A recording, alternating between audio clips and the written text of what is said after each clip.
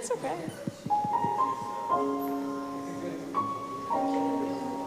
I know nothing. I will tell Shay.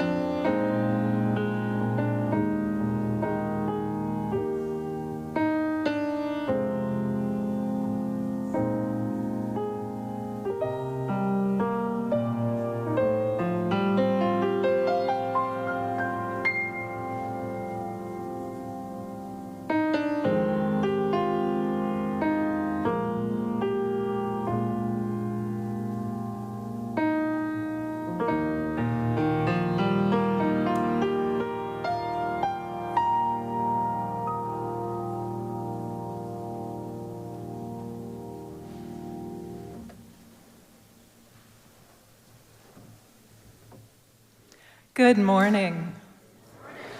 Welcome to Arlington Street Church, gathered in love and just... It's been a while. Welcome to Arlington Street Church, gathered in love and service for justice and peace. We are Unitarian Universalists. Ours is a historic faith with a progressive theology, grounded in love, a love which calls us to see the holy in each being and to take compassionate action in our world.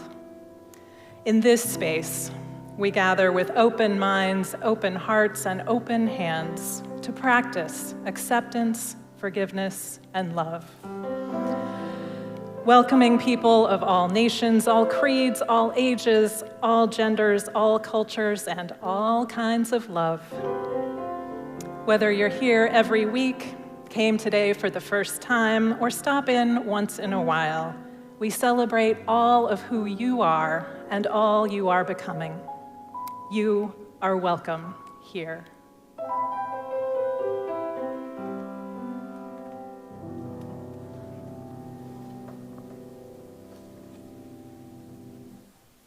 Good morning. I'm Lucy Humphrey, this morning's worship coordinator. Reverend Parisa and I are joined by Director of Music, Mark David Buckles, Hyungju Jung, the Arlington Street Choir, and Aaron Large Kaplan, our guitarist, in leading worship today. We couldn't do this without our tech team, greeters, ushers, worship team, and coffee hour hosts. Thank you, friends. If you're new to Arlington Street, welcome. We're so glad to have you here, and we would love to stay connected. I hope you will visit our website at arlingtonstreet.org and sign up for our weekly e-newsletter. If you are in the sanctuary, please fill out the pew card and put it in the basket during the offering time to let us know how to be in touch with you. On the last pages of the order of service, you'll find information on upcoming Arlington Street events. There is lots going on, both in person and on Zoom, and we'd love to see you this week. If you came this morning with a joy or concern in your heart, you are invited to light a candle at home and share in the chat, or come up and light a silent candle at the table to the right of the Gleason podium at any time during the service.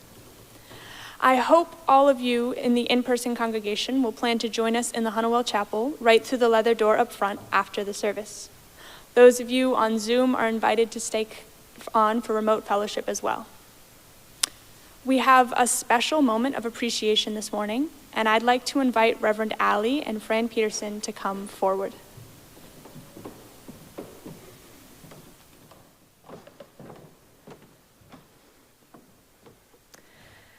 We have so many people to thank for the gift of consistent, loving, and spiritually grounding presence all through the summer months.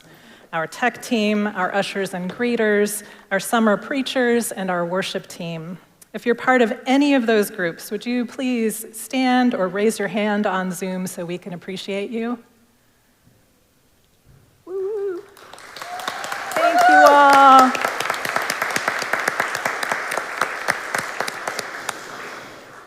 This morning, I'd also like to especially thank Fran Peterson for her quiet, steady presence for those in need in our community. Whether it's offering a hug after news of a very hard loss, or calling to regularly check in on folks who are struggling, Fran has offered a shoulder, an open heart, and a deep soul consistently to our community. Thank you, Fran. The gift for you. A little token of appreciation. And coordinating it all through the summer and jumping in with both feet at the unexpected events at the end of the last church year, our affiliated community minister and summer minister, Reverend Allie Jablonski.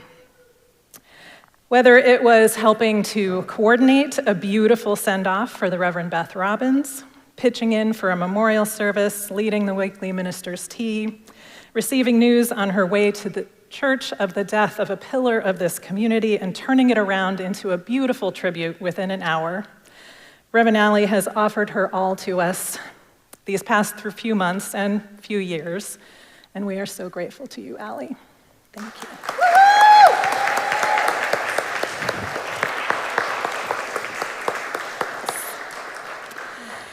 Not here this morning, but also because of a well-deserved vacation, is the Reverend John O'Connor, a key figure in our extended ministry team. So we offer him also our deep gratitude and look forward to seeing him again in a couple of weeks.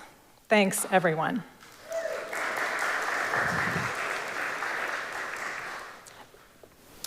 Thank you, Fran and Reverend Allie. And now, Michael is going to turn the camera on the in-person congregation as we wave and smile at each other, as well as at our friends in the Zoom room. And you all in the Zoom room can wave and smile back. Hello, friends.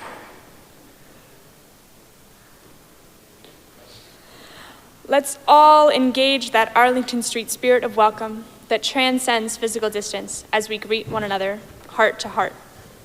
Whether you've been coming here for years or today is your first time at Arlington Street, welcome home. And now, let us join together in singing hymn number 1000, Morning Has Come. The words are printed in your order of service and in the chat. Let us rise in body, rise in spirit, and sing together hymn number 1000, Morning Has Come.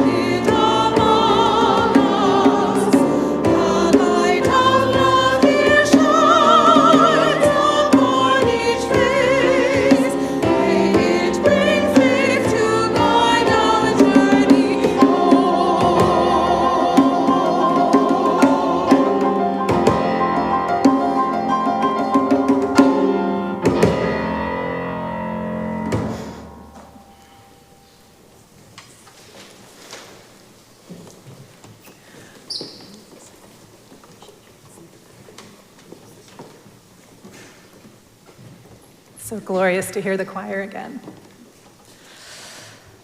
Our opening words this morning are from Buddhist scholar, poet, climate activist, and teacher Joanna Macy, who died peacefully in July at the age of 96. May her memory and her words bless us all. Grace and the Great Turning.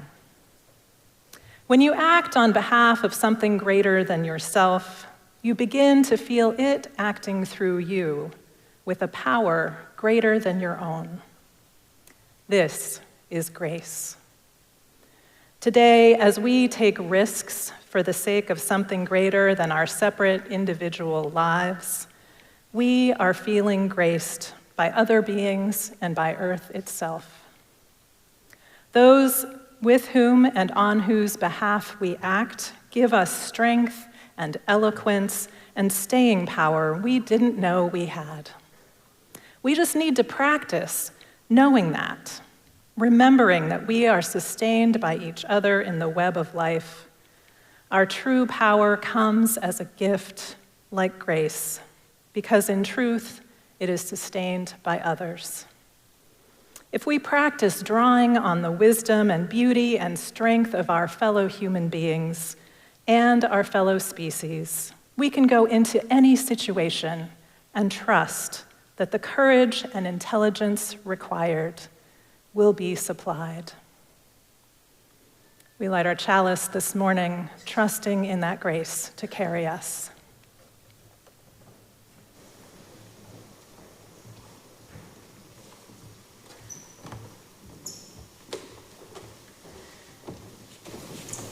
Let us join now in singing together hymn number 360, Here We Have Gathered. The words are printed in your order of service and in the chat. Rise in body, rise in spirit, and sing together hymn number 360, Here We Have Gathered.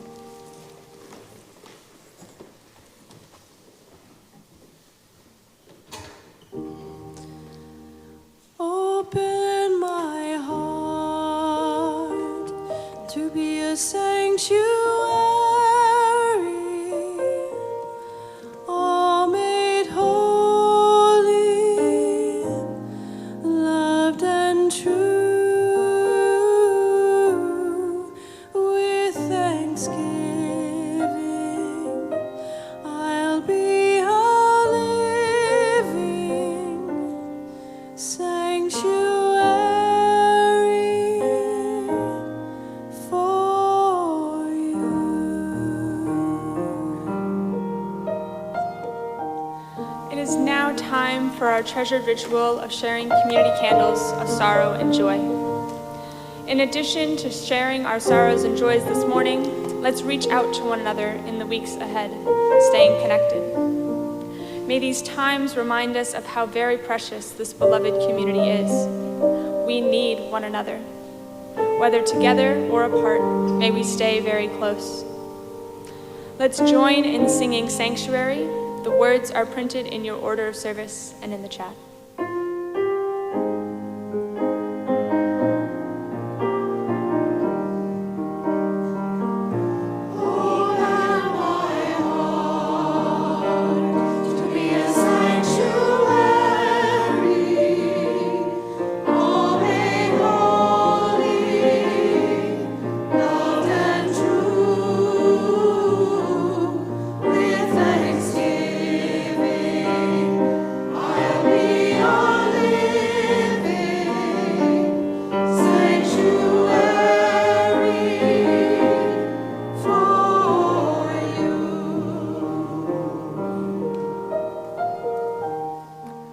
Some of us come today with heavy hearts. We open our hearts to you. A candle of sorrow from Philip Roberts. My cousin Gertrude Trudy Scheer Roberts passed away on August 31st. Trudy was the last of her generation of the Roberts family. Trudy moved to New York City with her new husband when she was a young woman after having grown up on a small dairy farm with no electricity in Evansville, Vermont. She eventually became the floor manager at Macy's flagship store in Manhattan. Quite the accomplishment with an 8th grade education. As Trudy would say at the end of her telephone conversations, still with a Vermont accent, "Bye now." Bye, Trudy. Rest in eternal peace. A candle of sorrow from John O'Connor, as I lost 2 friends in P-Town this summer, one from an apparent drowning, another to suicide. May their loved ones find comfort and their lives be remembered. A candle of sorrow from Harriet Ranvig for the passing of Naomi Miller Vornis on the 4th of September. She was a friend, mother of my former housemate and friend Joshua, and was well known in her field as a resident scholar of women's studies at Brandeis. Naomi, presente. A mixed candle from Lois Hartsoff. My Uncle Henry, who had a massive stroke 2 weeks ago, passed away yesterday. I'm sending love and strength to my cousins. A year ago, my uncle went skydiving to celebrate his 90th birthday. This week, the 1970s song Fly Like an Eagle came to me. Soon, Henry's spirit will be free from his broken body. A candle of sorrow from Harriet Ranvig for the continued burning of the forest fires from Western Canada to Nova Scotia, exacerbated by a drought of more than 2 months. A mixed candle from the Arlington Street community. A candle for Dorothy Batiste, beloved member of our community, who has been in the hospital this week. We send her prayers for strength and comfort, knowing we are with her in spirit and holding her in love. And a final candle from Laura Pattinson. Margie Hurley has been in the hospital. She is due to return home this weekend and hopefully is with us today in the Zoom sanctuary. Margie would appreciate your thoughts for her recovery. We send love to you, dear Margie.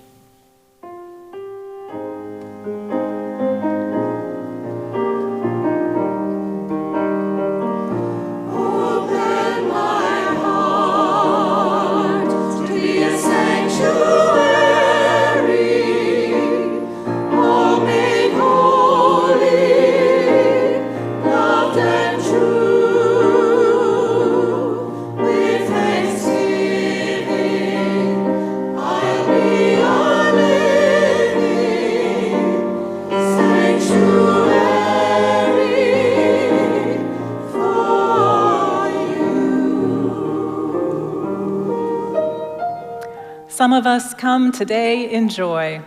We share your joy.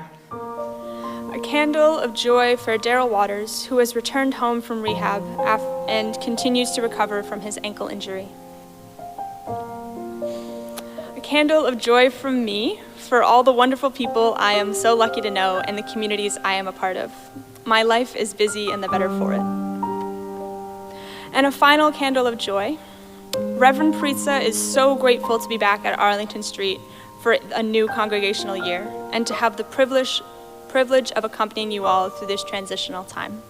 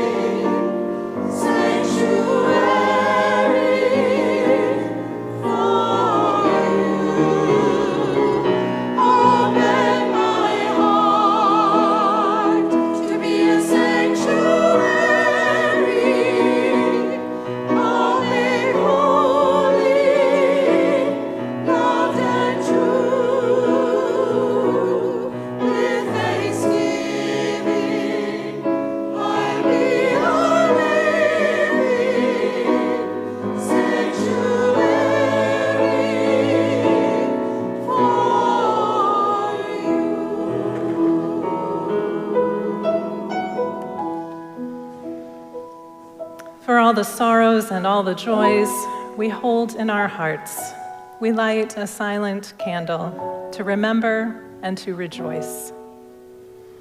May the peace of this sanctuary enter into our hearts as we share a quiet moment together, breathing in our prayers for ourselves, for one another, for our country, for all nations, for all beings.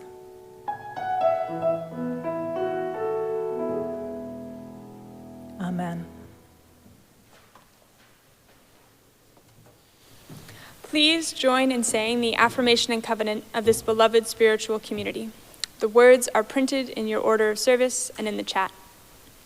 Love is the spirit of this congregation, and service is our gift. This is our great covenant, to dwell together in peace, to speak our truths in love, and to help one another. Our next hymn is hymn number 368, Now Let Us Sing. This is written as a two-parter, and so you can pick the part that you want to sing. One of them's a little bit lower, or you know how we do it here. You can just make up a new part. It's all good. Can you give us the key, Hyungju? A flat, yeah. So if you identify as a lower voiced person, you might sing the part in bass clef, even if you're an alto or whatever. So that goes, now let us sing, sing, sing, sing. Let's all try that together. 1, 2. Now let us sing, sing, sing. Again. Now let us sing, sing, sing, sing. Lift up your voice, be not afraid. Now let us sing to the power of the faith within. Try the second half of that. Lift up your voice. 1, 2. Lift up your voice, be not afraid. Now let us sing to the power of the faith within. Great. And then John's going to be singing that part the whole time. And then if you identify as a higher voice person, Shay's going to be singing the other part on the other side.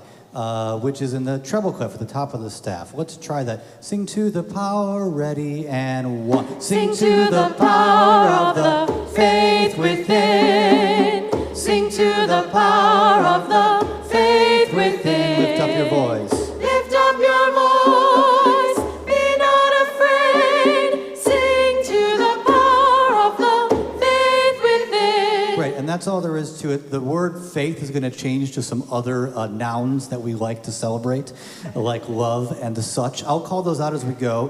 Why don't we rise in body, rise in spirit? And this is a fun one to not be looking at a piece of paper the whole time. So I invite you to have your even if you want to reference that, have your eyes and your energy up and share the space with all of us. So we're going to start with, now let us sing, sing to the power, and they dovetail. Let's try it, 1, 2, 3, now let us sing. Sing to the power of the faith within. Now let us sing. Sing to the power of the faith within. Lift up your voice, be not afraid. Now let us sing to the power of the faith within. Now let us sing, sing, sing, sing. Now let us sing, sing, sing, sing.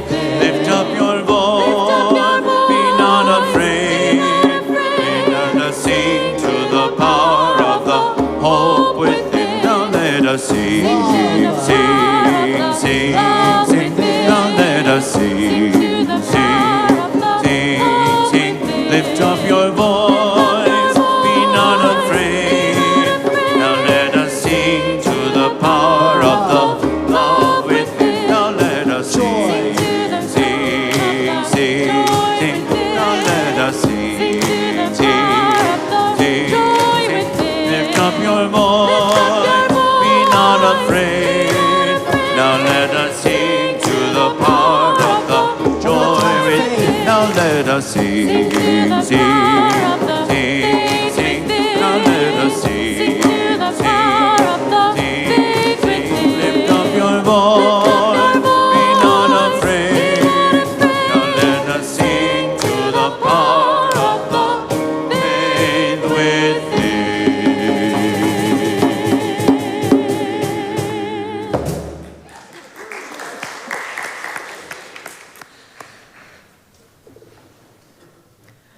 So beautiful to have full voices back.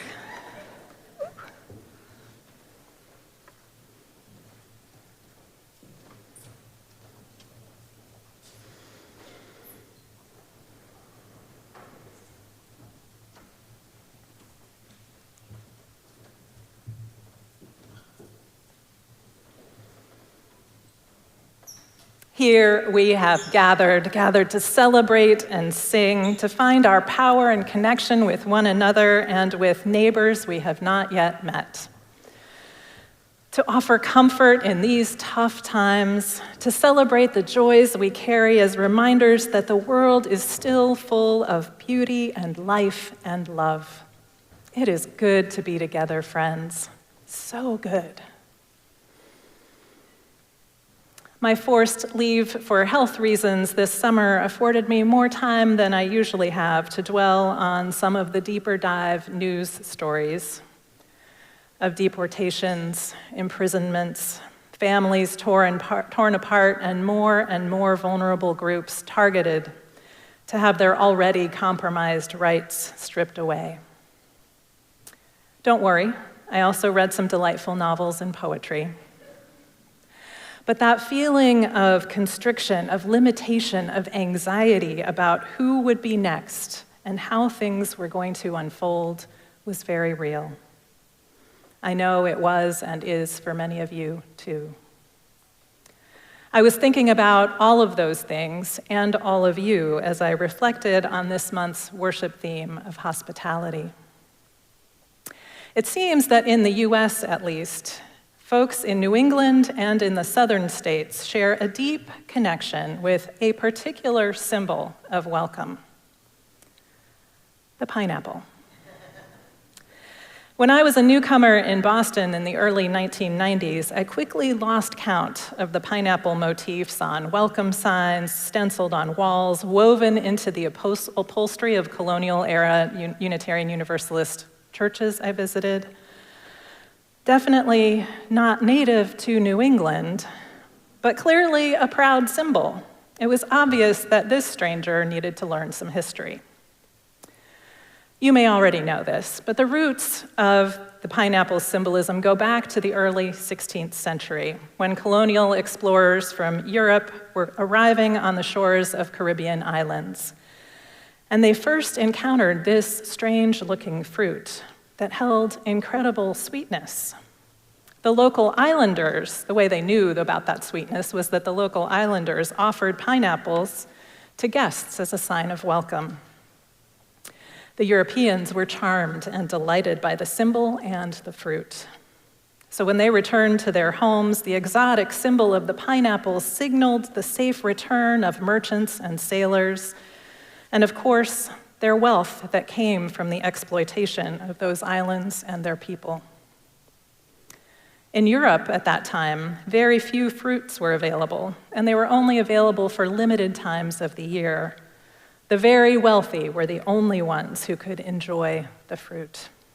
The symbol of exotic excess and being able not just to have it, but to have enough to share it, the pineapple's lore took on a whole nother level on its travels around the world. Over the centuries of global trade and farming, the pineapple became more and more common, or at least easy to access, and its symbol of welcome continues to be important to many of the formerly enslaved communities that initiated that practice of welcome, as well as the many communities it's traveled to since. It seems that whomever discovered the fruit initially and then decided to share it as a sign of hospitality understood something very powerful about the complexities of welcome. We so often show up in a new place with our fascinating flourishes and beautiful exteriors. And we can also come armed with prickly, rough skins when someone comes closer. We can get things wrong in devastating ways, as the colonial explorers did. We can also open up to growth and learning as we deepen relationships.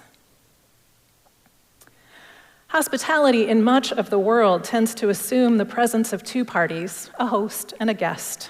And the host is the one who has both the power and the responsibility to make offers to the guest. The guest's obligation is to work within the host's framework to receive and honor what they've been offered. Being in a position to be a generous host has always been its own kind of status symbol, both as a privilege and as a virtue. The host holds the knife, the plate, the pineapple, the table itself, and their generosity is to be commended. The guest's role is to honor their host by enjoying the fruit, maybe marveling at its sweetness. It's on the host's terms that the things are offered or not offered, and more in our so-called hospitality industry, what is offered depends on the status or wealth of the guest. Airport lounge? Not without proper status. A hotel room that is quiet? That will be an extra fee. Need space on the airplane for long legs, a larger body, a bag, or to breathe? All are graciously available to you for a price. Though our faith communities have tried to offer and practice a different kind of hospitality, to offer welcome and inclusion from deep places of spirit, it's hard even for us to escape the norms we've become accustomed to. We assume the traditional role of host even when we yearn for something different. Our efforts at being inclusive fall down on the limits of our ability to understand our guests, to make our own faith understandable to those who might join us. We certainly try hard, and I wonder if we too might work toward a different frame for notions of hospitality. In 2004, my family made our first journey back as a group to Iran since we left after the Islamic Revolution in 1979. We were visiting family we hadn't seen in over 20 years, and we were feted and feasted at every home we visited. It was a glorious reunion. We were humbled by the luscious mounds of food and the good cheer that greeted us, even when circumstances made us arrive hours later than expected, or a severe sinus infection made us less than charming company.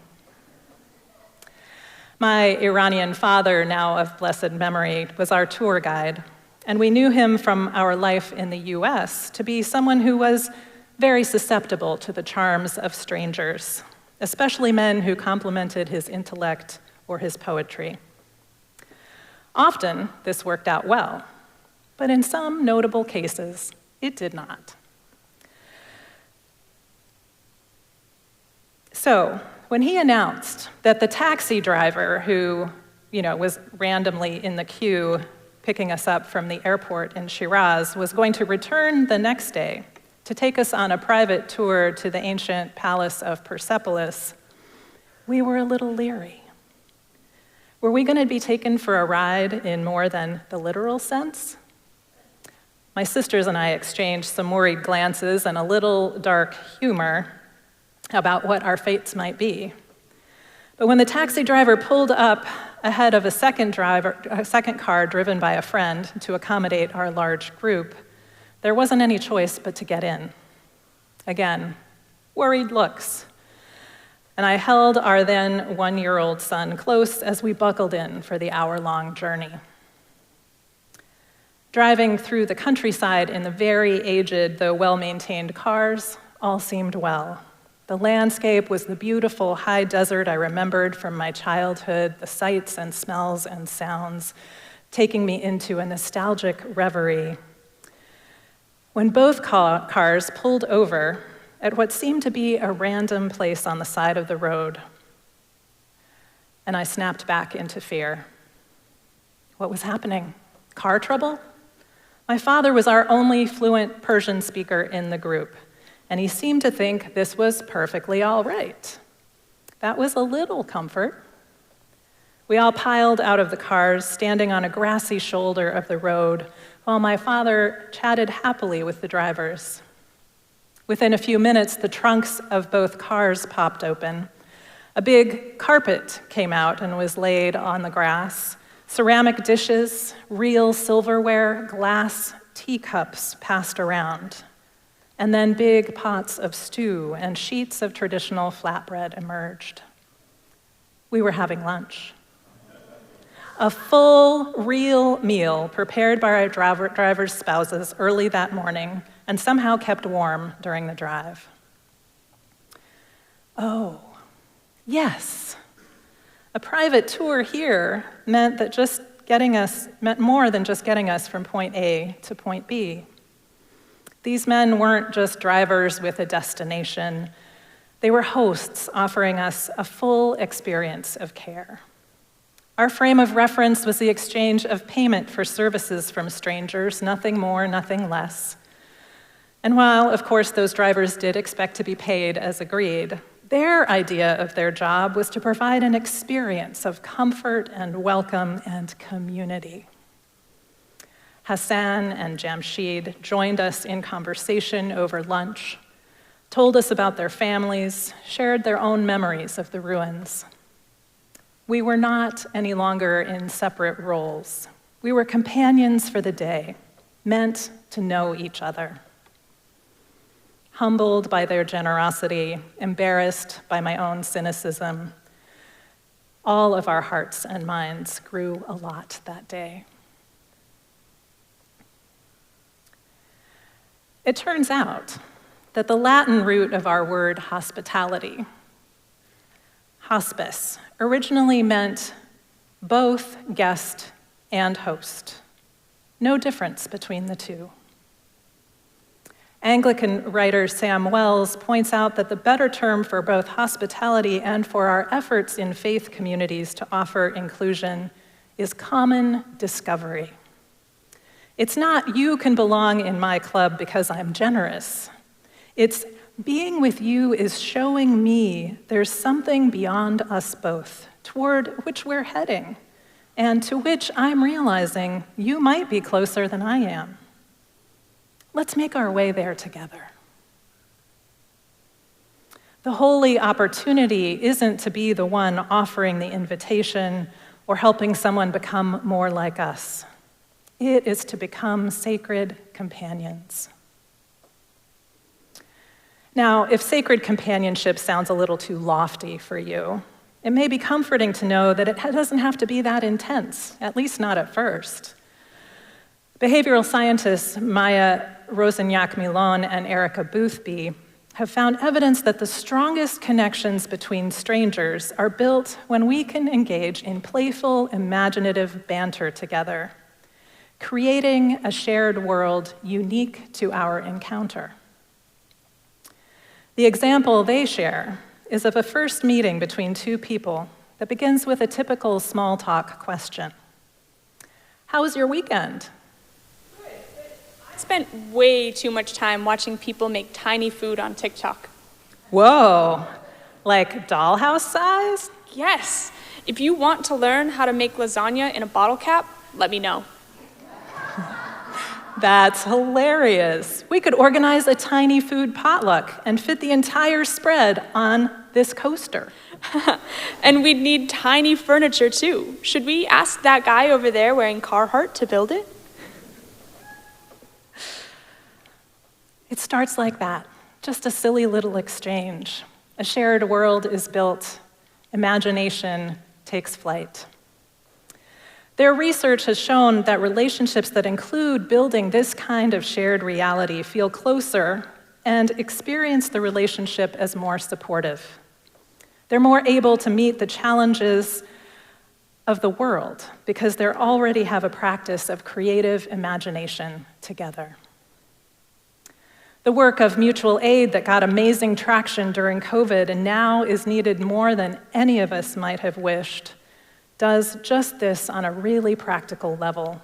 It blurs the whole distinction between who is guest and who is host, doesn't ask whose territory this is, but asks, what can we do in service of what we know to be sacred together? To paraphrase Sam Wells, when we discover this ability to join together in service, we trespassed into a host of discoveries. We're no longer fiercely controlling and patrolling the parameters of belonging and holiness, but deliriously discovering the wondrous surprises of the Spirit's unfolding celebration. Our life in every moment, Wells writes, is a priceless gift. The world is a dazzling theater of wonder. Our communities are not enclaves whose boundaries we patrol. It's a dynamic meeting place where we're all guests and we're all discovering, and everyone is en route to something ever more fabulous. My friends, let us open ourselves to the Spirit's unfolding celebration. Stretch our ideas of belonging into the reality of becoming, connected, supported, seen, side by side, building the world we dream. Amen.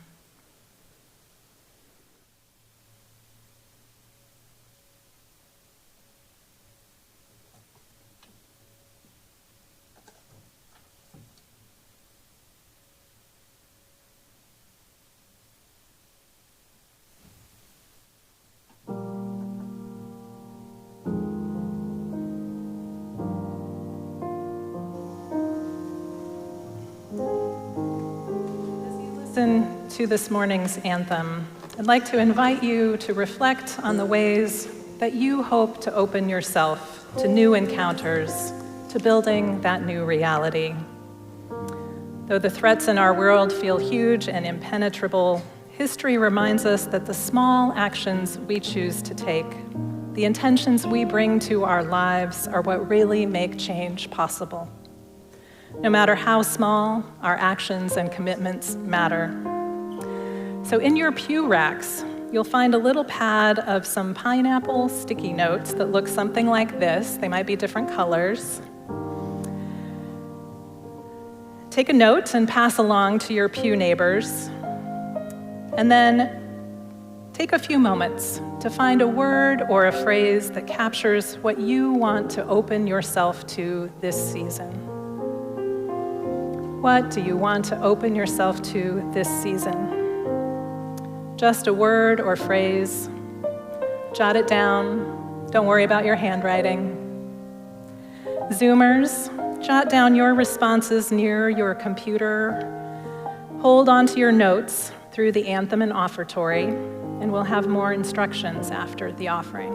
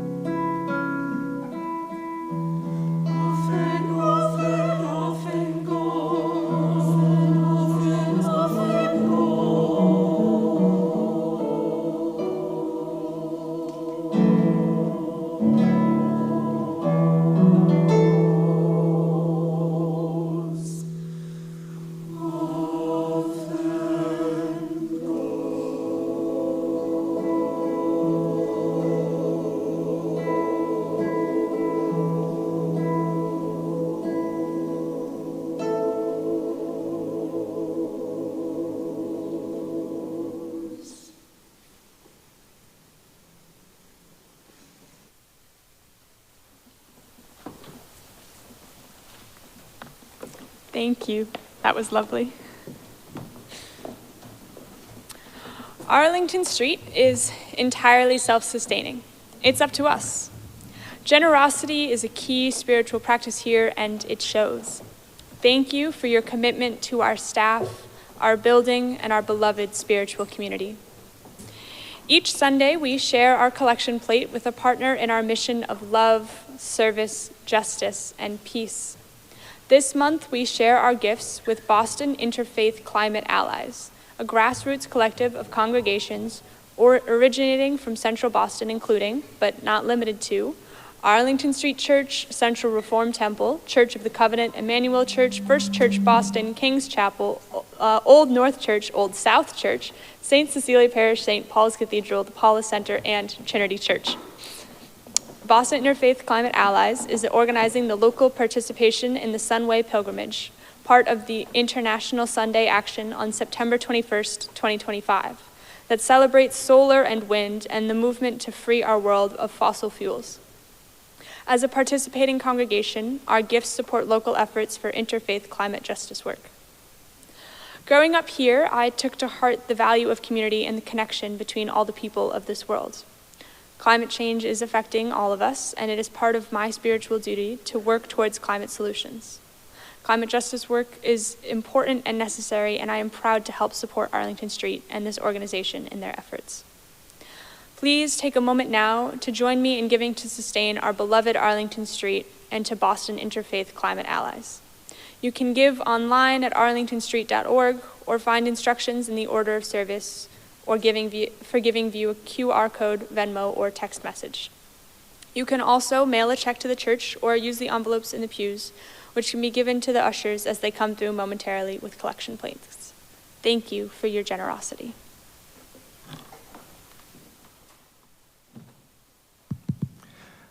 The work Moving Still was written in the end of 2021, and I thought it would connect to today because of the idea of constraint and how we create something out of constraints, whether it be poetry, a meal based with only a few ingredients, or a piece of music. So you'll hear two notes throughout this whole piece of music.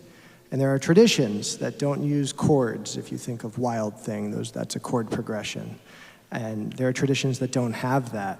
And so I wanted to write a piece with that, using this constraint to welcome in all of the music and the drama that can come from just two notes.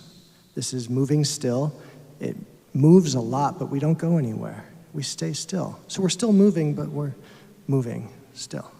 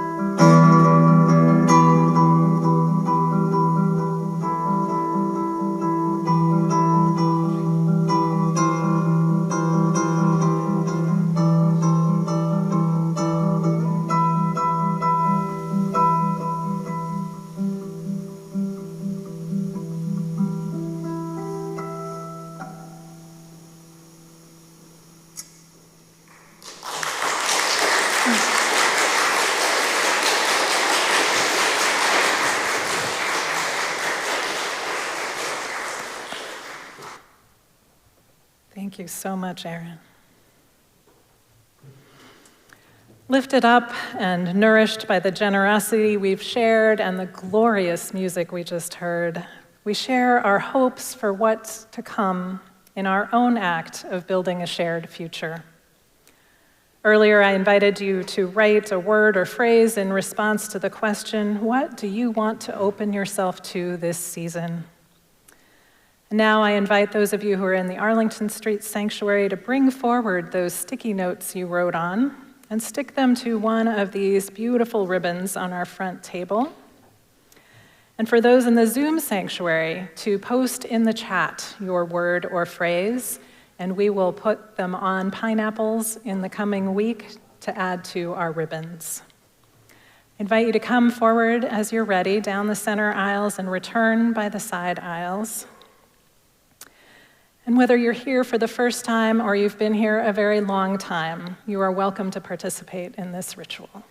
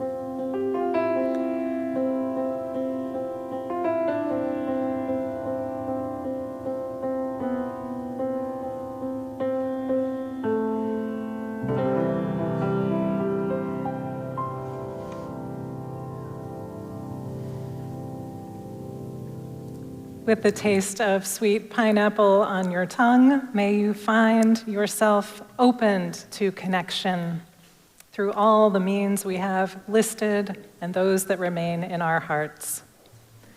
We lift our hearts in great gladness for the power to share and to be here together. And we hold all of these expressions of hope and wishes for opening as a sacred trust. Let us feel the sweetness of connection as we offer ourselves beyond surface greetings. The reward that comes from pushing past fears to know and be known, to build the world of possibility and spiritual richness we only know in community together. Amen.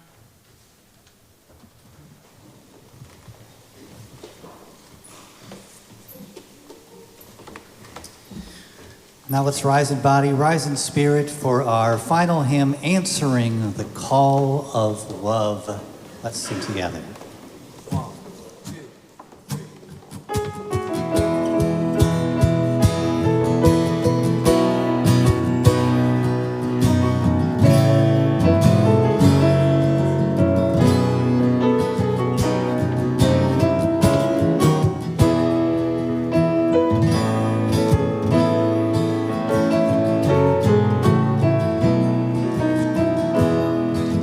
Of the Spirit.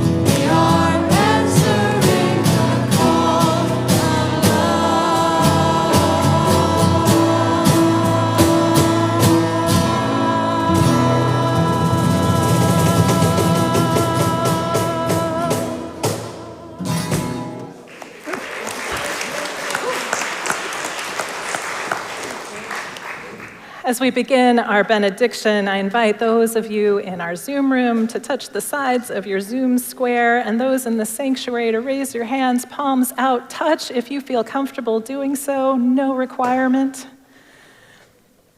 Let's send loving kindness to the people on your left and the people on your right in widening circles beyond this sanctuary to circle our hurting globe. And then bring that love back to Heart Center as you put your hands over your heart to carry the love that is the spirit of this congregation with you wherever you go. Our benediction this morning is the words of Andrea Gibson, Poet Laureate of Colorado and effusive lover of life, who died this summer at age 49. You tilt your head back, you breathe. When your heart is broken, you plant seeds in the cracks and you pray for rain. And you teach your children there are sharks in the water, but the only way to survive is to breathe deep and dive.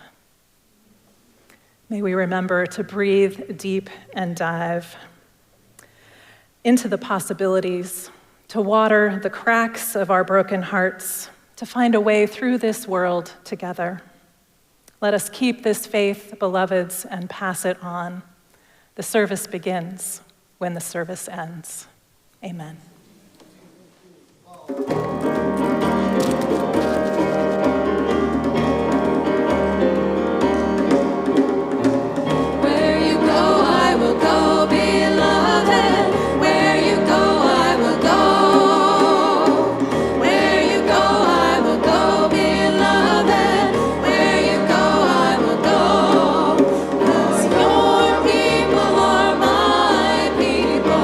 Your people are mine.